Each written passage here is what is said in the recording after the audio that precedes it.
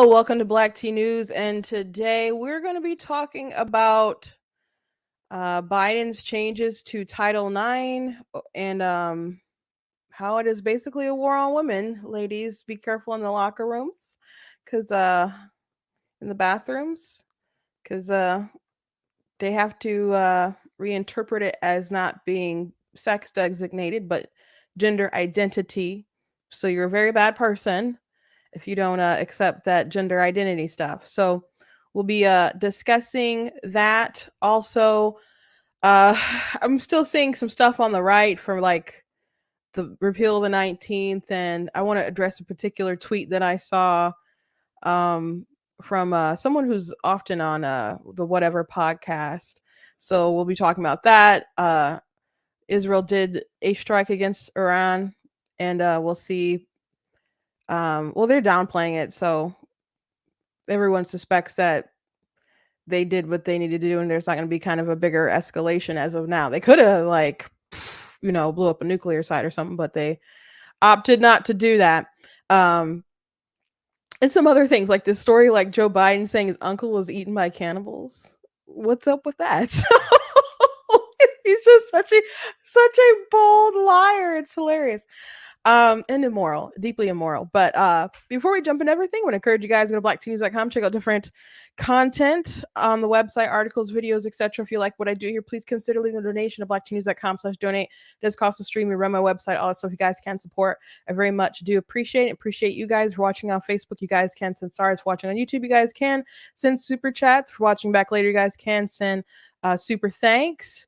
You guys can check out different merch that's there on the website as well. That does also help. And you guys can check out some of my different books that you can find on Amazon. If you go to the description, there's a link that will take you to some of my Amazon influencer stuff. So if you click on, you can find all the books there. That's the only thing I have listed right now. I'll add more things later, but that's an easy way to find it. Otherwise, you can just search my name on Amazon, or if you go to blacktnews.com on a merchandise page, there's a link that'll take you to my book website. But I do have 17 books altogether. 2 are nonfiction. One of the nonfiction books is, of course, God is blatantly against abortion. And you know what? Since we're on the subject that I just mentioned, I was thinking about how, people will say that life starts at first breath. And of course, that's not true. And my initial response to that would be, okay, well, that's not actually that's not in the Bible. And they're like, yes, it is. And I'm like, okay, I know you think you're referencing Genesis like 2:7, I think it is. And that's not what the Bible says.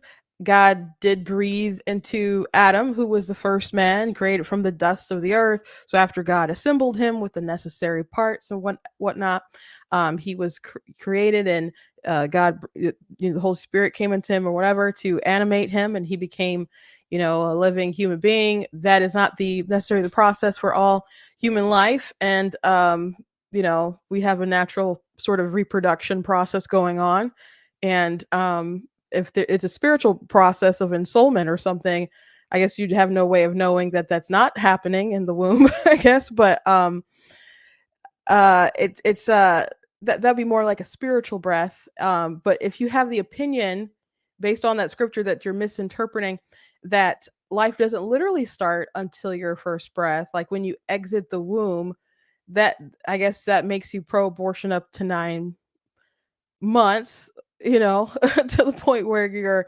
actually, outside. And even if there was something, going wrong where the baby's not breathing at that moment, even though they're maybe dying and something is wrong, I guess someone could still come up to it and, I don't know, put it out of its misery, because you wouldn't think that they're alive. So it's a really silly thought, but babies do breathe in the womb, just not like in the way that we breathe, because they're submerged, they have the umbilical cord, and they're getting oxygen and stuff out of the mother's blood and stuff. So that's what's going on.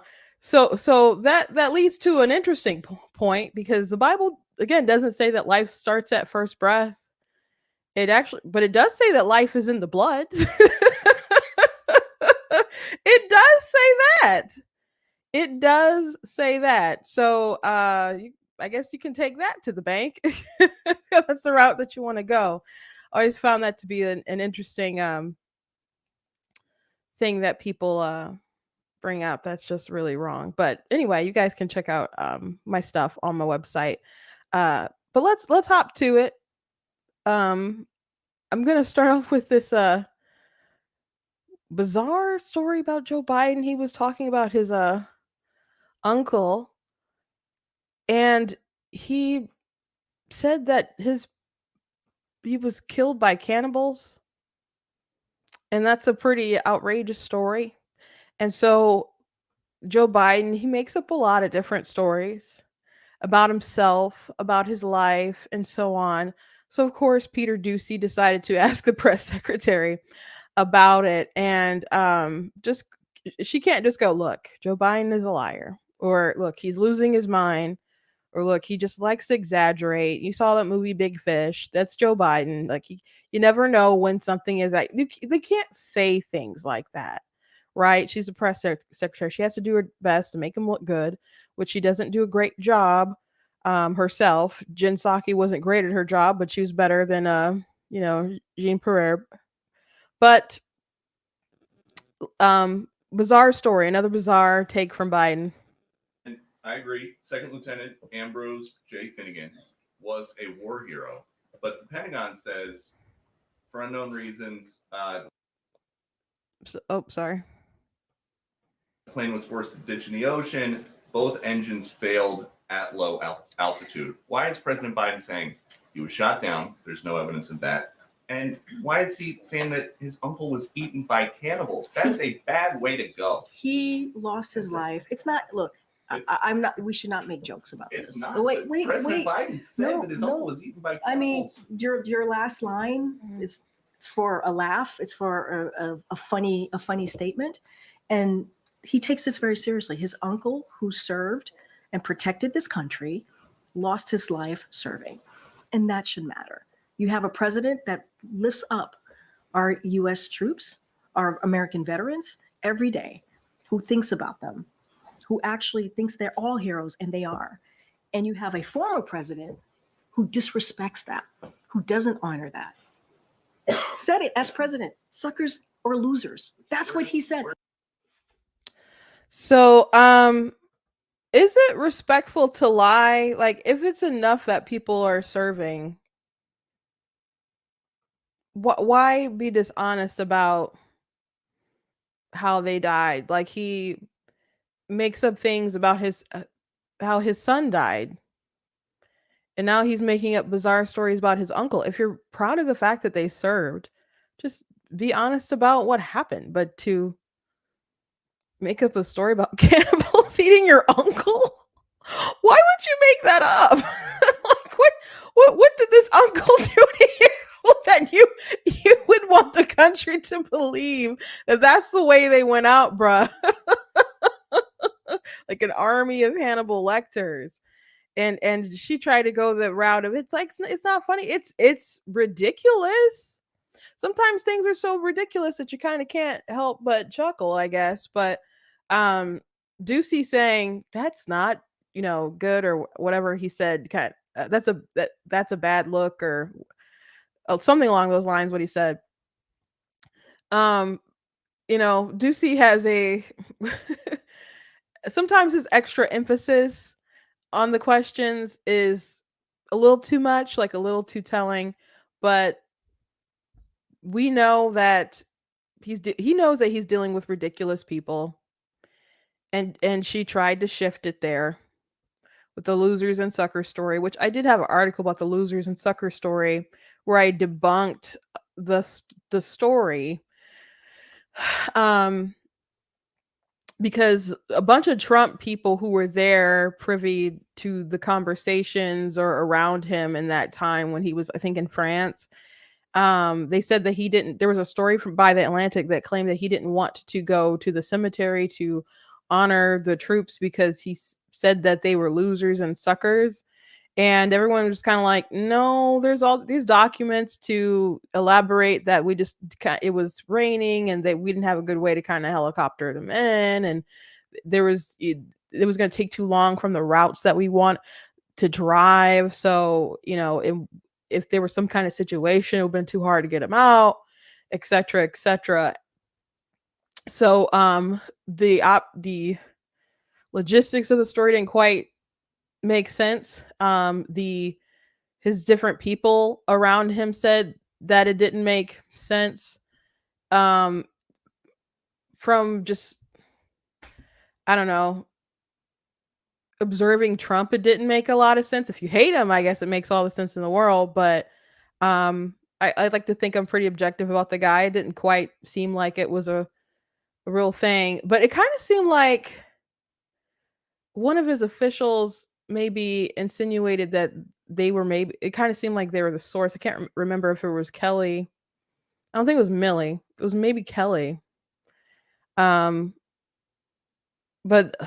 it was all like anonymous sources, and we don't know exactly how the story kind of evolved to what it was, but it could have been some kind of exaggeration. But anyway, I wrote that piece, I guess that was 2020, just with a lot of different evidence from the folks around him. Now you could say people around Trump would lie to protect him.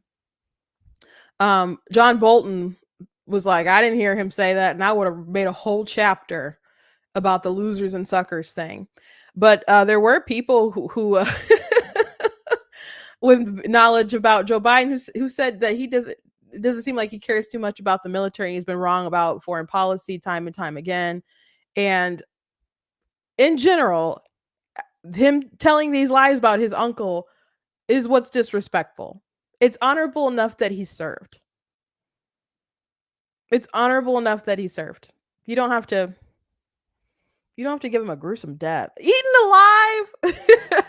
Like, we watch a lot of horror films and action, and we don't mind gore too much, but like cannibal stuff is a little much. Like, I have one sister who just like won't deal with that at all. Like, nope, not doing that. So cannibals, that's such a weird lie.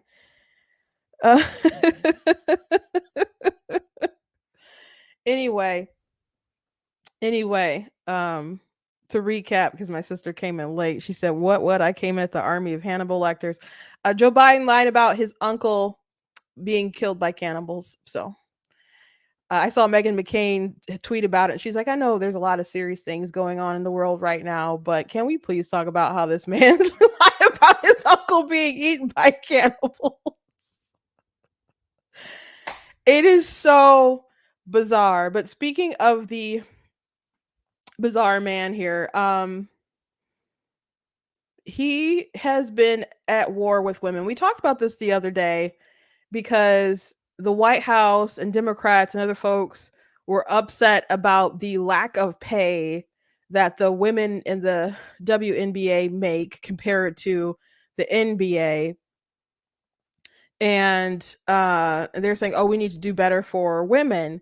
And I thought it was quite the take, that he had quite the nerve. And again, Joe Biden doesn't tweet this stuff. His like wackadoodles, behind his social media are the ones who post that stuff, including the press secretary, sometimes manages his account. I don't know if she always manages his account, but they tweeted about it. And I'm like, how can you care about these professional athletes getting paid, or what they do or don't get paid, when they make a tiny fraction of what the NBA does, but you're willing to just obliterate women's sports and not protect women's sports? So it was quite strange. So today, all the buzz, especially online, is about Joe Biden and his attack on Title IX. Here's a tweet from Riley Gaines, who was a swimmer who had to. I do have a video, an interview with Riley Gaines. So if you haven't seen it, which, at this point in time, she's talked quite a bit about her experience being on the swim team, and William Thomas, Leah Thomas being on the team, and them having to, they tied, and then they gave her him the trophy to pose with, because I guess they wanted it to be his moment, and they had to put him above her. And she talked about how they harassed the girls and basically told them, like, if it's your problem, we can get you guys some counseling or something, but this is happening. And they treated them really wrong. So Riley Gaines has been on the move to really try to help women's sports. She has a foundation, and she raises a lot of awareness to this being an issue around the country. And people say they're just like a small percentage. Well, the social contagion keeps building, and you keep having these dudes, and something is wrong with these men. Something is wrong with these men that take such satisfaction from causing such heartache and pain to these women, that get off and are so excited and happy about making women so extremely uncomfortable. Something is wrong with them.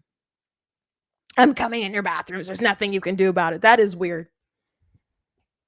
That is strange. I think there's something predatory about it.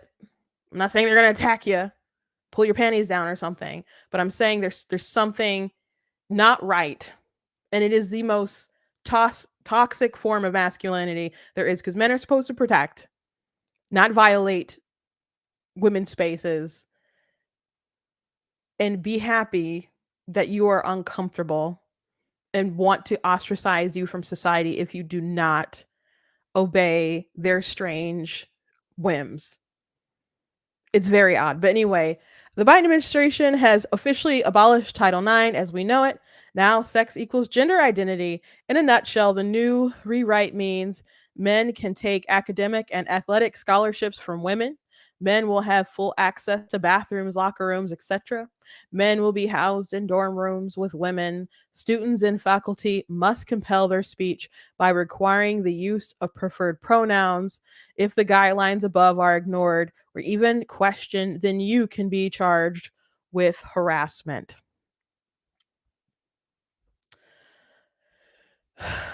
So I'm not surprised. And by the way, everyone's like, "Oh, Joe Biden, this is so radical."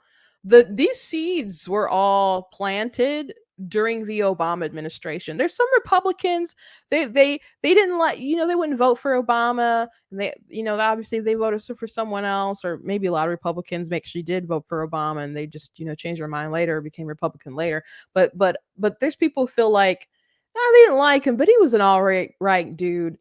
I don't agree with that. I don't share that sentiment. He's not my guy in the least bit. But a lot of this gender identity stuff, or the locker room stuff with the boys playing, having to go in the girls' locker room and having to obey with that. I remember stories like that going down in his administration, and schools being sued in his administration. So, I mean, this is just a continuation of his administration. There was a joke about Obama, someone asking if he wanted a third term, and he's like, he said something along the lines of, no, it would be better if you were just, he wasn't the president, but he just had like a earpiece he could give to a puppet and they'd still do the things that he wanted. And so the truth is that a lot of Obama people like went back and to go work for Joe Biden. One of those people was Jen Psaki, for example, but there's a lot of folks who were in the Obama White House who followed over to the Biden White House, and Joe Biden was, of course, his VP. And he's not looking at all this stuff. He's not running all these day-to-days or whatever. He has a lot of his radical folks pushing these policies, and he gets up and he goes along with it for whatever reason. Maybe he is a radical at heart. I mean, at this point, what does it matter? You're letting it all happen. So it's really insane. Ines Stepman said, today the Biden administration is releasing regulations more powerful than most real legislation. His Title IX changes redefine sex and civil rights law to include gender identity, exposing girls and women across the country to men in their bathrooms, sports teams, and locker rooms. Reinstate Obama-era kangaroo court rules for men accused of sexual assault on college campuses that completely flout due process and make mere accusation the standard that can ruin a young man's lives, which, by the way, there were young men within the Obama administration who were accused of sexual harassment and assault and whatever, and it wasn't actually true, and but their lives were ruined first, and they could clear their name later, but by the time they kick you out of college for being a rapist, it's kind of over. It's kind of over. You're kind of done. So this isn't good. This isn't good. Encourage universities to unconstitutionally curtail protected speech in the name of subjective offense and harassment. Empower schools to enforce rules like punishing children for using biologically incorrect pronouns. Curtail parents' rights to know what schools are doing with their own children with regard to gender transition. Each one of these changes itself would be a 5-alarm fire, and in many cases represent unconstitutional curtailment of established rights federal courts have consistently upheld. These changes will be challenged in court, but it's a good reminder of the enormous power of bureaucracy to massively change American law and curtail all of our rights overnight. So I would think that there's gonna be some legal challenges to this for sure, especially First Amendment challenges, and hopefully the courts will make some good decisions when that sort of stuff happens. But I know people who work in different industries where they've contacted me and they're like, if I say the wrong pronoun, I could lose my job, because of different federal restrictions intertwined with their market. So this isn't new, but I'm sure we'll see this hammer down on folks. People say this is identity politics stuff, and maybe you should focus more on the border and other stuff like that. But the border and all that stuff is important, but this is a kitchen, sit down at the kitchen table kind of issue. Because if you do have a daughter playing sports and she does want to have some kind of career and she does want some kind of scholarship that'll help her go to college, what do you do when a boy or two comes in and they just dominate and knock you off of first and second, maybe third place? And then they start having their name in the record books, which there was a boy recently who there's a viral video of him just smoking a bunch of girls, and then his new record was going to be instituted. And I can't remember the school. I think Redux, which is a site that covers a lot of transgender kind of issues and stuff. They had posted it, but the school complained and did a copyright violation, so the video got taken down. But I think Libs of TikTok, it was either Libs of TikTok or Gays Against Groomers, who had saved the video and reposted it up. So I don't know if you can find that on Twitter. I was trying to find it the other day with no luck, but it is crazy what's happening. It is crazy what's happening. So I mentioned this the other day. It's amazing how the Biden administration and the Democrats will mention women's issues, but what they mean by women's issues is that we're going to help you kill your babies. That's their priority. You can't feed your kids. You can't protect your kids. You can't, the kids aren't educated. They're behind on their reading and all sorts of different things. You can't play sports fairly because you don't want to protect the kid. They can't even feel safe to go to the bathroom with just strictly people of the same sex that they belong to. They're not free to use free speech. They're trying to compel their speech. All these things get thrown in the garbage, but how do they want to advance women's rights? You can kill your baby. You can kill your baby.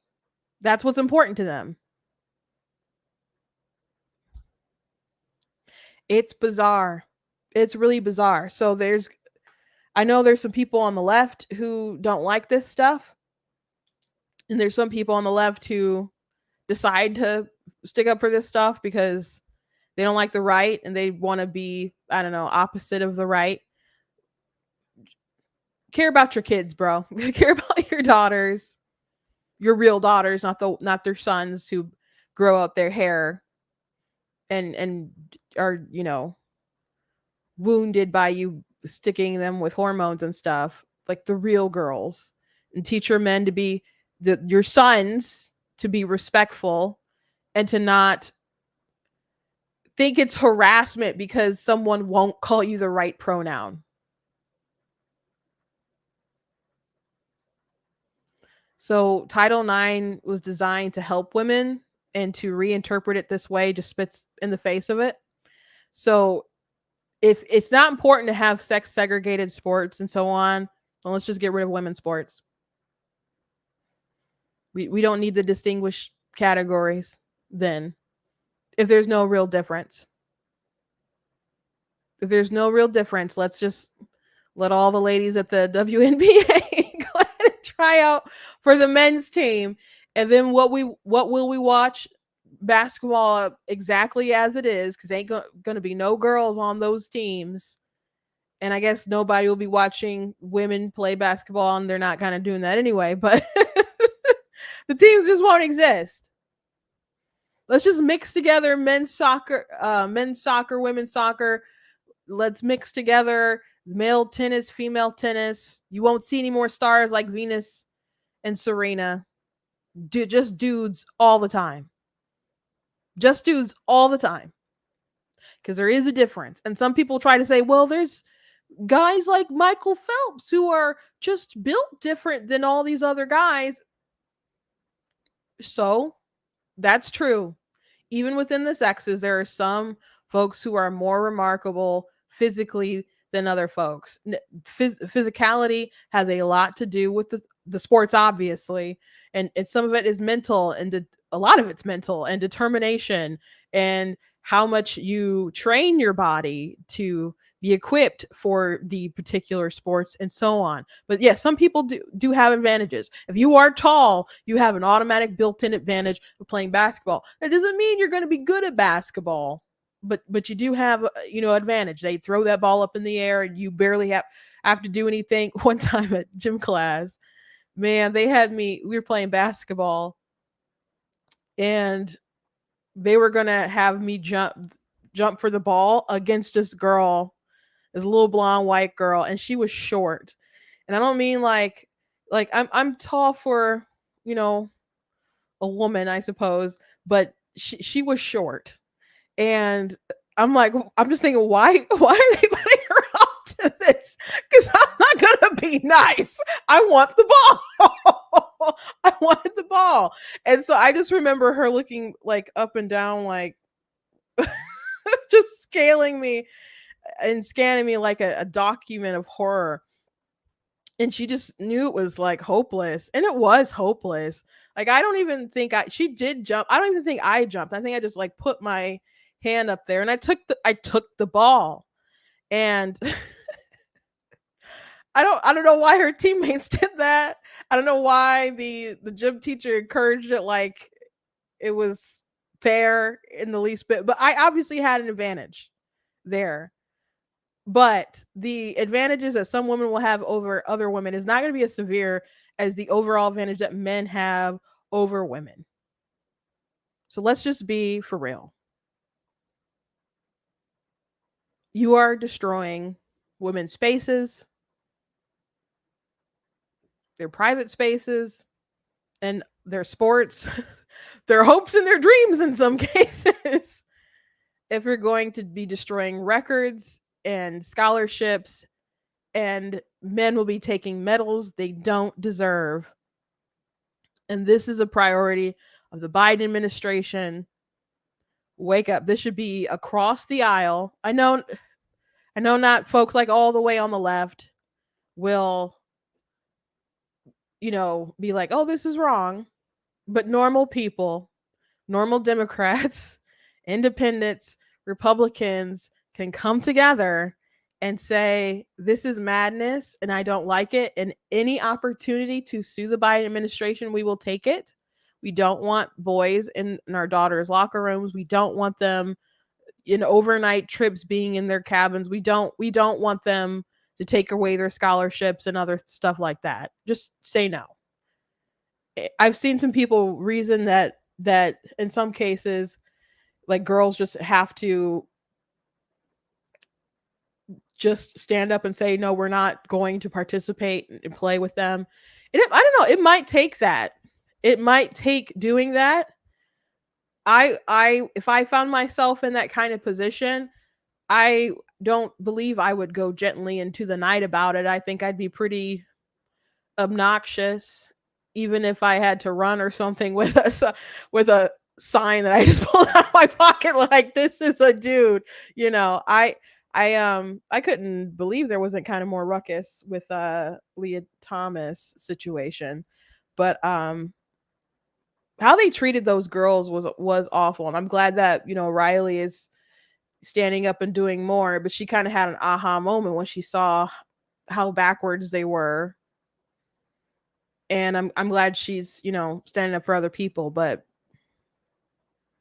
everybody's got to get on board and say, no, enough is enough. Enough is enough. There's a difference between men and women, male and female, and people have to get over it. And you can go ahead and take hormones and you can alter your body, but it is what it is. And if you alter your body, that's a choice that you make, but you have to live with the consequences yourself and go into the men's bathroom, and good luck. Good luck. That's the choice that you made. That's a choice that you made. Anyway.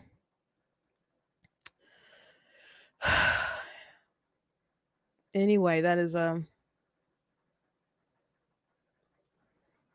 your president, guys. I sure enough didn't vote for the man. I sure enough didn't vote for him.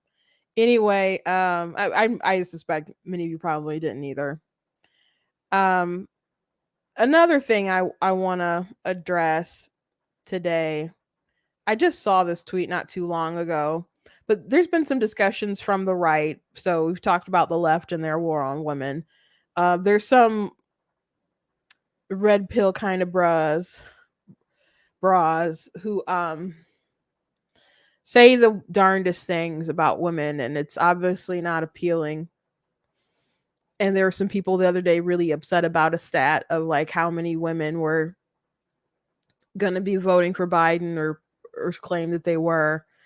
And so folks are pointing the finger at the women, and I think mostly like single women are making up that stat. But anyway,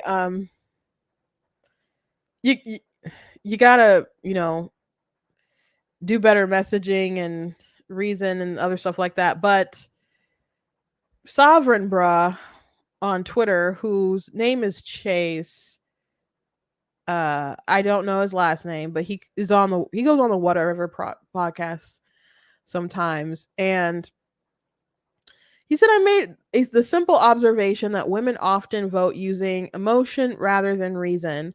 The rabid feminist responded not by addressing my actual argument, but by exploding emotionally and attacking my physical appearance. Too easy, man. Handed me the W on a silver platter. Tell me again why the 19th Amendment was a good idea. Crying face. Now, I think some of these things are like, you know, engagement or whatever, but to counter that,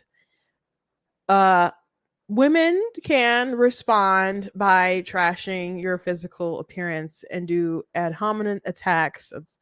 It's called ad hominem attack, ad hominem fallacy, which usually when I debate, I post a video and someone like says something that's attacking me, well, instantly my baseline of respect I could have had for you is gone, because I'm like, if you had a real argument, don't waste my time with not just making a counter argument. And once you go to a personal attack, I'm just like, okay, you've kind of played your hand that you don't have anything good to say, and maybe you do, but that's how you decided to present yourself to me, by having an insult. And so I think it's a safe assumption that you didn't have anything more substantive to say. But it's not just women who do that. I can understand why there are women angry at him who went on the personal attack, but that is not something that women exclusively do. I can promise you that.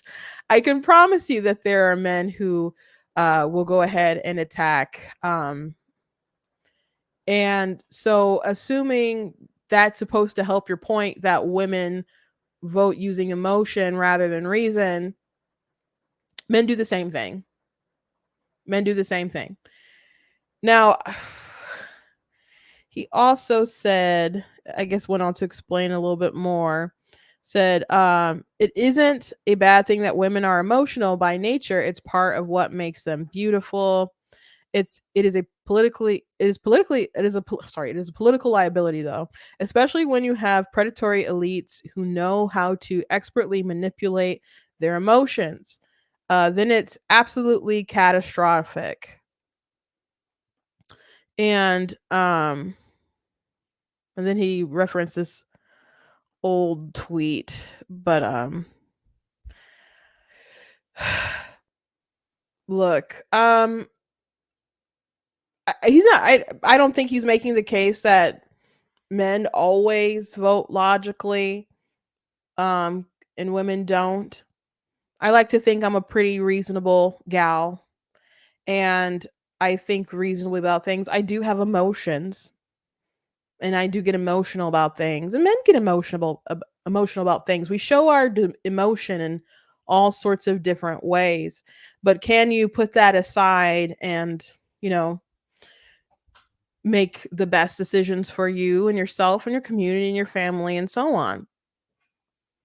And so, by the way, I took one of those personality tests. I forget what they're called, but they, it's like the NJT thing, and like those are the sorts of, the architect, the, I forget all the sorts of things that you can be, but it was at one point in time, it seemed like people were using those personality tests almost like people use horoscopes.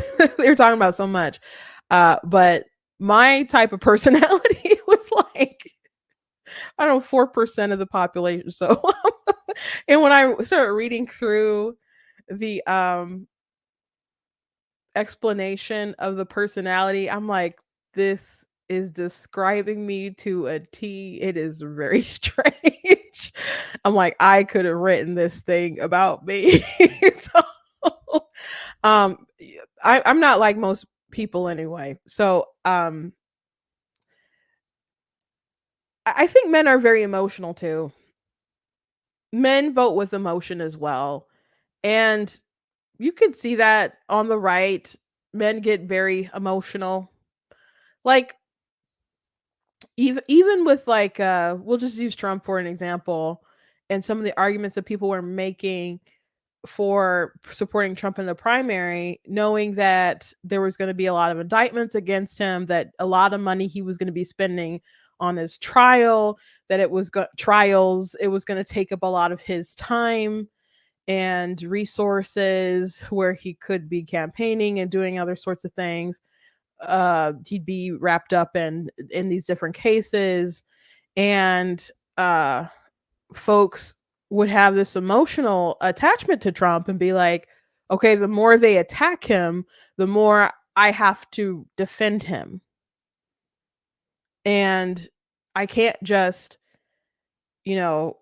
say, oh, they're attacking him. Let me cut my losses so we have a better chance at winning an election with someone who could raise money that's not going to go to all these legal bills. Like, I have to prove that, what they're doing against him isn't going to work. And so you call it loyalty if you like, but there is a lot of emotion attached to that, as opposed to, okay, we're going to need a lot of different ground game and operations, and we got to make sure that money's going to that, and we're not having all this personal drama, clogging up the election, etc., blah blah blah.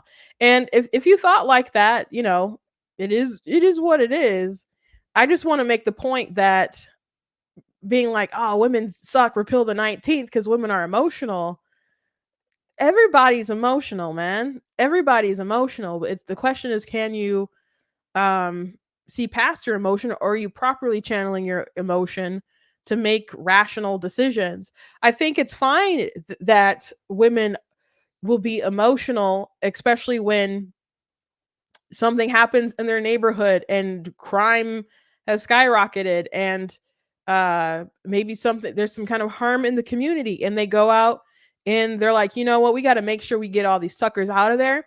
When there was CRT going on, and I mean there's still CRT going on, but a couple years ago it was like all the rage, everybody's talking about it, and the moms are like, we're going to get involved, we're going to take over school boards. And there are mothers taking over school boards in areas where it was like heavy dims, and they just flipped the whole thing because they were emotional about their kids.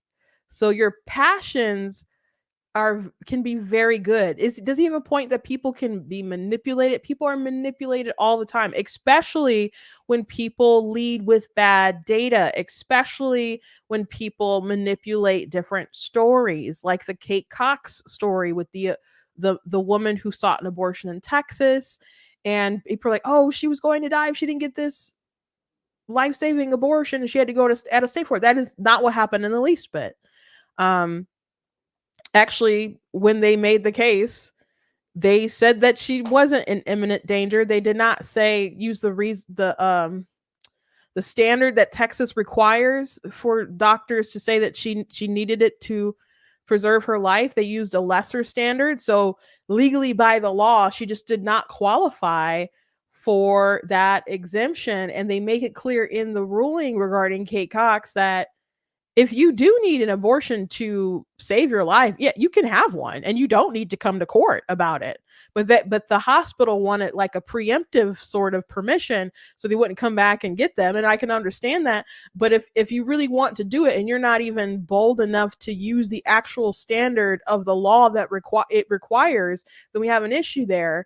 But but the other element of the Kate Cox story is that her baby had trisomy, I think maybe 18, and the doctors are saying the baby wasn't going to live, and to term, or if they did, maybe a little bit outside of the womb. There are babies who live longer than a couple hours or whatever, perhaps even some years, but there's not always the best care for these children. They write them off. Even phrases like incompatible with life sets it up like it's just doomed to fail.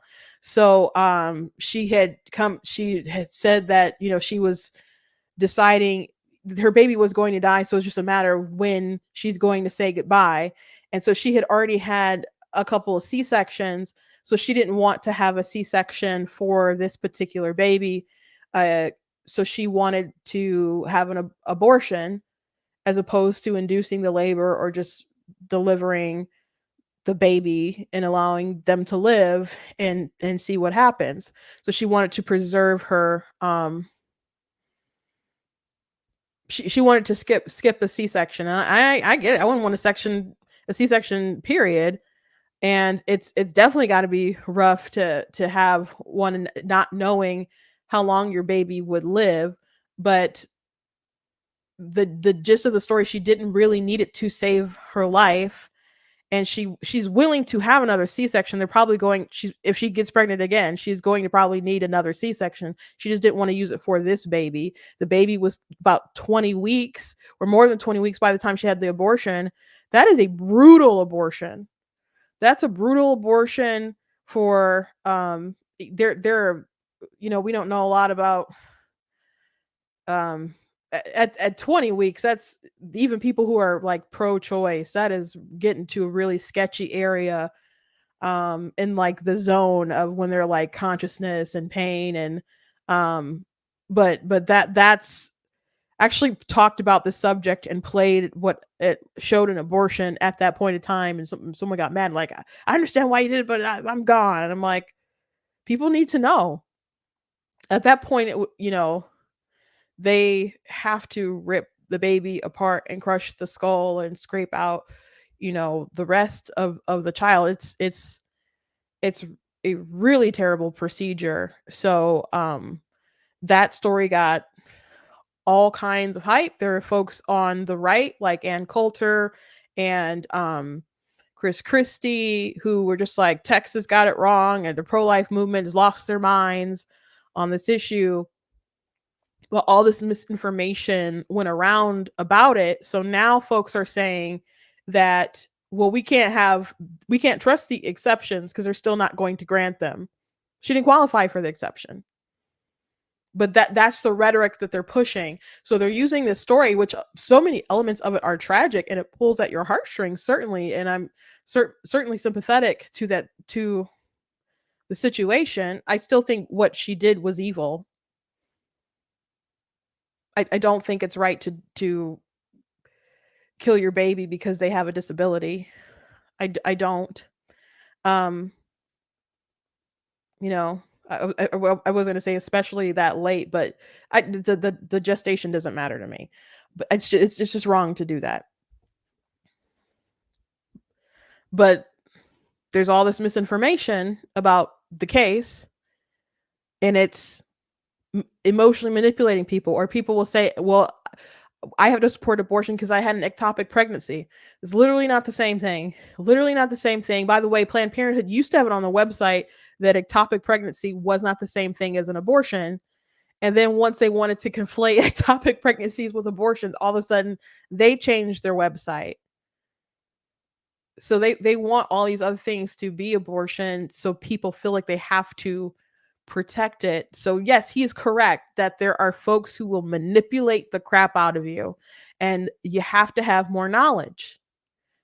You have to have more knowledge, and you need to know how to convey that knowledge, because some people do hear with their feelings. So you have to deliver knowledge in a way that people are able to receive it. Just a fact of life. It's just a fact of life. But men and women, absolutely both, are emotional folks. They just display their emotions differently, or maybe they'll hold them in and they will maybe process them unhealthy. Men and women are very different, absolutely. But men make bad decisions too. Sure, a lot of women voted for Joe Biden, and so did a lot of dudes. And that'll be the case in this upcoming election as well. And maybe it's about prioritizing different things. But people can change their mind if you present proper information to folks. And sometimes people just don't make their case, especially Republicans. Let me tell this story really quickly for those of you who don't know it. But when I was the what was my position? I had a position for the Republican Party. I think it wasn't outreach. It was an ethnic vice chair. I don't remember what it was. I had one of those positions. I can't remember the title. I wanted a convention and stuff, but I can't recall the name of it. But anyway, I had that position for the Michigan Republican Party. I wasn't working there at the time, but I just had this elected position within the party. And my sister was the RNC director for women engagement and also urban engagement. So I was like, hey, I got this great idea. What if we had like the party or whatever pay for a Black Panther screening? And we did something before it and then played, the draw is the movie, but we'll have some kind of outreach or whatever before the film. So she got the RNC to pay for that. And so we had it in Birmingham at this nice theater, and they gave us a nice hookup, and people got free popcorn and pop and got to see the movie. But before the movie started, we had a panel about business and we talked about the things about Trump's tax cuts that had, recently, basically been implemented. And so we did not advertise it as a Republican event. We just, said, hey, we're having this screening of Black Panther and we're having this business panel and stuff. So when people came in, they're like, this is a Republican event? We're like, yep.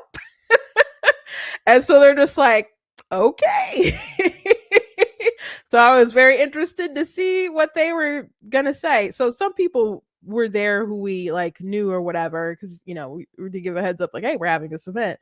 So I would say the room was mostly Democrat, if at the very least maybe half and half, but it was maybe it was mostly Democrat, or people like independent or whatever too, but it was not like a mostly Republican room or anything like that. So we had the panel and explained different things about starting a business, and talked about different things that were going on in the Trump administration, through the SBA and different benefits for the tax cuts. And at one point they asked, like, who's seen a difference in your paycheck, and a lot of people raised their hand, and the press looked around like, oh, they're getting some good out of this tax cut, huh? So by the time the panel was over and we had the Q&A, someone raised their hand, and I knew it was a Democrat because I was there when she was like, this is a Republican event. And so I was kind of bracing myself to see what she was going to say. And what she said was, okay, what are you Republicans doing to get out this information? Because we don't have this information that could be helping our kids and our families. So what are y'all doing? Now, we could have easily said, what is you doing? Why don't you know? How come you're not doing more research or whatever? But that's not the response. And someone had a kind of a lengthy response that I didn't love, but I just responded to the woman and said, we need to do better. So we need to do better is a short answer about getting out our message to people, to tell them what we have to offer. So talking about different economical things that were real world, things that were tangible to her family, that could help her and her children, were important to her, that moved her. So she had this knowledge, and this knowledge was empowered by her emotions, her connections to her family. And she began to open up her mind to the Republican message because it sounded pretty darn good to her.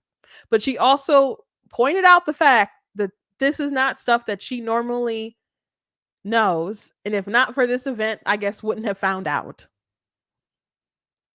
So it was overall a good event. And that particular interaction, made me happy. Because there are people out there willing to listen if you're willing to try. If you're willing to try. But just saying, hey, repeal the 19th and women are emotional and yada, yada, yada. You're just gonna keep people voting Dem after that feels like a personal attack to folks, I'm sure. So you gotta be better communicators, period. But that was an interesting day. I did like the first Black Panther movie. I thought it was way overhyped, but I did enjoy it, and we had a good time in the theater. And anyway, someone is watching from Twitch. I don't normally get viewers from Twitch. I'm streaming on Facebook and YouTube and Twitch.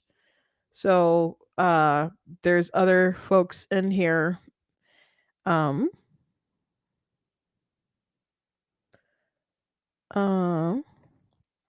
He said, can we talk about Red Pill? I think it's necessary. Maybe not with the exact tenets of today, I I think that, well, I guess this topic that I just finished is essentially some of my issues with the red pill folks. My it's funny when people started first doing the red pill thing, it was just like blue pill, red pill, like Democrat kind of thinking, Republican kind of thinking. And then it just morphed into this other sort of thing where there are a lot of sort of toxic males. So I wouldn't want to identify with the red pill movement with folks like Tate and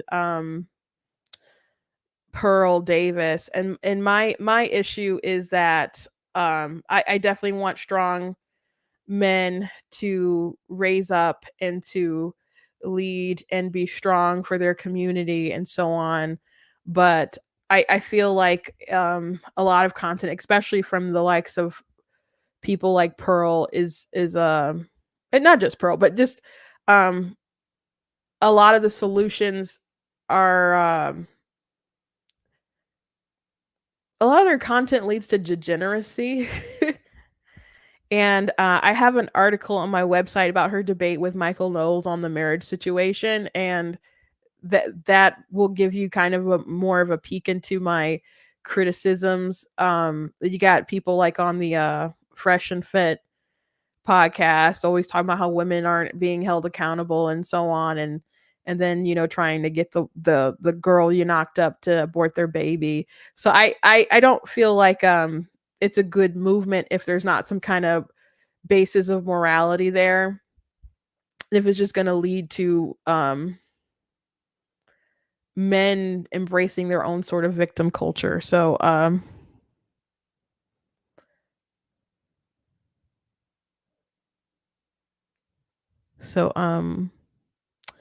anyway, maybe we can talk about that more later, but I'm about out of time. um but thank you, Mana Reports. You see me on TikTok. They are kind of suppressing me on um that. 5 minutes, please. I gotta go. We've been here for an hour. I'm sorry you just got here. I do stream Monday through Friday on these 3 platforms. I don't show my, I guess besides the streaming, I don't show the Twitch much love. But uh but I do stream Monday through Friday at 4 p.m. Eastern time on Facebook, YouTube, and Twitch. So um I recommend catching me on Monday. I'm sorry. Anyway, thank you guys for joining me today. Please go to blacktnews.com, check out different content on my website, articles, videos, etc. If you like what I do here, please consider leaving a donation at blacktnews.com/donate, because it does cost to stream and run my website, all that stuff.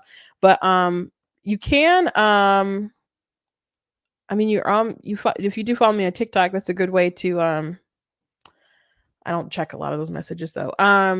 If you go to the website blacktnews.com and you have some kind of comment or some kind of question or something that I can address, then just go ahead and leave a comment on the site. Reach out that way, and I'll get that email and go from there. Or you can tweet at me. And on my social medias, I guess you can't see it on Twitch. If you're on Facebook and YouTube, you can see my social medias in the descriptions. But if you go to blacktnews.com, black like the color, tea like the drink, you can find all of my social media on there. So Twitter, I'm on Twitter a lot. So if you tweet at True Black Tea, it is likely that I will see the tweet. So that's probably the best way. And sometimes people send Instagram messages. I do not usually, I'm not on Instagram a lot. So I think Twitter's probably the best way to get a message across if you want to do social media. But I recommend going to the website and leaving something in the comment box. Anyway, happy Friday.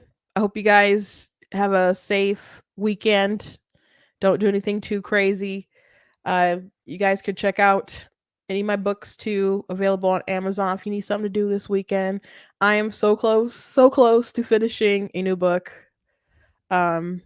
So I really wanted to finish it when I took the week off, but it just wasn't in the cards. I did work very hard.